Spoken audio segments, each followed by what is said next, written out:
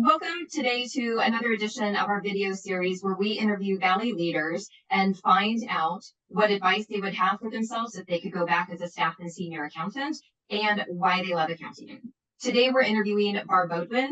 Barb is currently the CFO of Dudley Ventures. She is an inactive CPA and she started her career out in public accounting in the Big Four, before it was the Big Four. Dudley Ventures is now a part of Valley Bank. So let's get started. Welcome, Barb, to our video interview series. Thank you. You're Happy to welcome. be here. All right. So our first question is, what advice would you have for yourself if you could go back when you were a staff or senior accountant? The advice I would have for myself, more than anything, relates to my role as a female in the environment I was coming up in. I had so many good opportunities because of the fact that I chose the field, that I feel like things worked very well for me. It was nice to be in a position where I could take advantage of opportunities and grow and achieve my goals for myself from a professional standpoint. I do believe, as a female coming along in the environment, now when I started, we were in the minority. It was about the time that shift started to change, things changed, where instead of having majority male in the firm, women were starting to get much more involved. And I think now probably there are more women than men based on my limited understanding of all that. But at the time we were in the minority. And so we were looking to just fit in. In fact, I wish I had had female mentors who had told me, don't be afraid to ask for equal for what you need in the environment. Don't be intimidated by the folks ahead of you. Be realistic about what they need as a business, but also your own value, right? To value myself and to be unafraid to ask for things that mattered to me. Because I learned over time that the men in the profession were not ever afraid to ask for what mattered. And I think we as females tend not to value ourselves as much as we should. So that's probably the single biggest advice I would give myself early on in my career. Yeah, and I think although the numbers have changed, the attitude sometimes of some women being afraid to ask hasn't changed. We're still there at that point where maybe we don't ask, but 5 minutes before, a guy has gone in and asked for that same thing and got it. It's just we need to ask the question. So yeah, no question. Yep. No question. All right. So now, why do you love accounting? I love accounting for so many reasons. I'd say first and foremost, I've never been bored.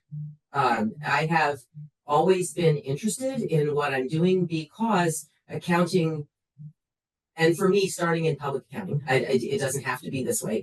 You can do it any number of ways. But for me, starting in public accounting particularly gave me a really interesting insight into a wide variety of businesses. The thing I love about accounting is that it gives you a really good understanding of the core of a business, and you get exposed to a really wide variety of businesses. I was on the audit team. I think they call it assurance now. But I always enjoyed, at the time we did a lot of traveling to the different places. We didn't do a lot of remote work. So I was fortunate in one way in that I actually got to go sit in the businesses we were auditing and learn about them and to meet the different people. I feel like the thing that surprised me the most about being in public accounting and in accounting in general is that the technical knowledge is important, but really it's your skills with people that make you successful. Okay. That's a good point. Yeah. Mm-hmm. It's really about being involved with people because, yes, you're dealing with numbers, and I think we get a bad rap sometimes in the accounting field of the old green eye shade, put your nose down and just work on your numbers. But the truth is that people who are successful in our field do not do that.